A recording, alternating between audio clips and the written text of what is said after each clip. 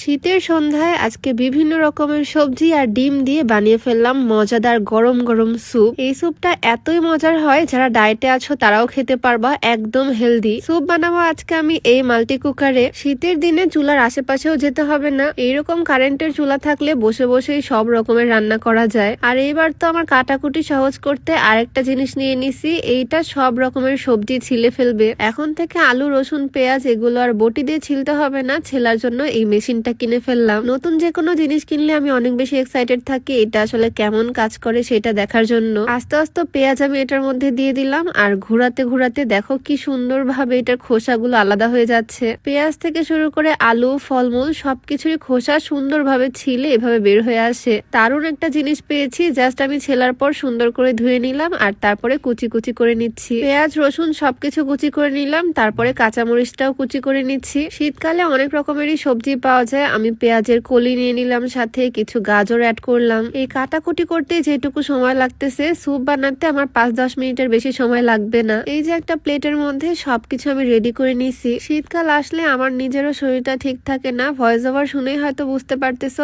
এখন পর্যন্ত ঠান্ডা সর্দি। তবে গরম গরম স্যুপ খেলে আমি অনেকটা আরাম পাবো। অল্প তেলে রান্নাটা হয়ে যায়। অল্প একটু তেল দিয়ে পেঁয়াজ আর রসুন একটু হালকা ভেজে নিয়ে তার মধ্যে সব রকমের সবজি দিয়ে দিচ্ছি। জাস্ট কাঁচামরিচটা আমি পরে অ্যাড করব ফ্লেভারের জন্য। এই খাবারটা কিন্তু ভীষণ হেলদি। আর আমি যে মাল্টি কুকারটাতে বানাচ্ছি এখানে যে কোনো রান্না খুবই ইজিলি করা যায়। অল্প একটু লবণ দিয়ে আমি ভালোভাবে সবজিগুলোকে আগে রান্না করে নিচ্ছি। আমি কিন্তু একদম লো হিটে করতেছি, এইটার হিট আরো বাড়ানো যায়। এটা প্রেস্টিজ ব্র্যান্ডের মাল্টি কুকার, যেটা আমি নিয়েছি পিক বাজার ফেসবুক পেজ থেকে। সবজি ছেলার মেশিন থেকে শুরু করে এই কোয়ালিটি ফুল কুকার আরো অনেক প্রয়োজনীয় জিনিস তোমরা তাদের পেজে পেয়ে যাবা। পিক বাজার ফেসবুক পেজটা আমি ডেসক্রিপশনে মেনশন করে দিয়ে রাখবো। এদিকে সবজির মধ্যে অল্প অল্প আদা বাটা, জিরা বাটা, রসুন বাটা অ্যাড করে দিলাম। তার মধ্যে অল্প একটু সয়া সস দিলাম, এটা চাইলে স্কিপ করতে পারো। সবকিছু আরেকটু নেড়ে চেড়ে ভালোভাবে রান্না করে নিয়ে এক গাদা পানি ঢেলে দিলাম স্যুপের জন্য। আমি তোমাদেরকে একদম ডিটেলসে দেখিয়ে দিচ্ছি, চাইলে বাড়িতে একদিন বানিয়ে দেখতে পারো, এভাবে খুবই মজার হয়। ফ্লেভারের জন্য খানিকটা গোলমরিচের গুঁড়া এটার মধ্যে অ্যাড করে দিলাম। কুকারটা হয়ে কি যে সুবিধার হলো, এটার মধ্যে এখন তরকারিও রান্না করতে পারবো রেগুলার। এই যে আমার স্যুপ অলমোস্ট ডান। এখন আমি কেটে রাখা কাঁচামরিচ কুচিগুলো দিয়ে দিলাম, আর এখন আমি ডিমটা অ্যাড করে দিব।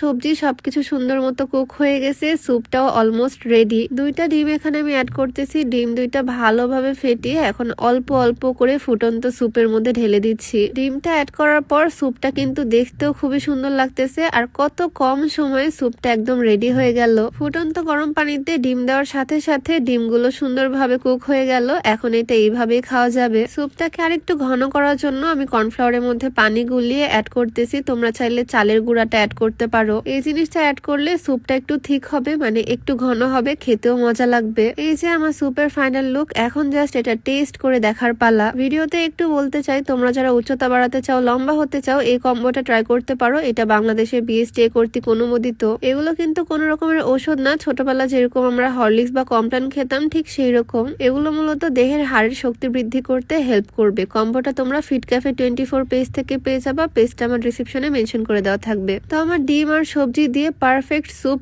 একদম রেডি। ধোয়া ওঠা গরম গরম স্যুপ এখন খাবো। একটু লেবু চিপে নিব, তাহলে আরো মজা লাগবে। লুক দেখে কি মনে হচ্ছে বলো, এটা খেতে কেমন হতে পারে? চাইলে শীতের মধ্যে একদিন সন্ধ্যায় বাড়িতে ট্রাই করে দেখতেই পারো। দেশি লেবু চিপে নিয়ে সন্ধ্যায় গরম গরম স্যুপ এনজয় করব। তো আজকে ছোট্ট ভিডিও এখানেই শেষ করছি। সবাই ভালো থাকো, দেখা হয়ে যাবে নতুন কোনো ভিডিওতে। সবাইকে আল্লাহ হাফেজ, আসসালামু আলাইকুম।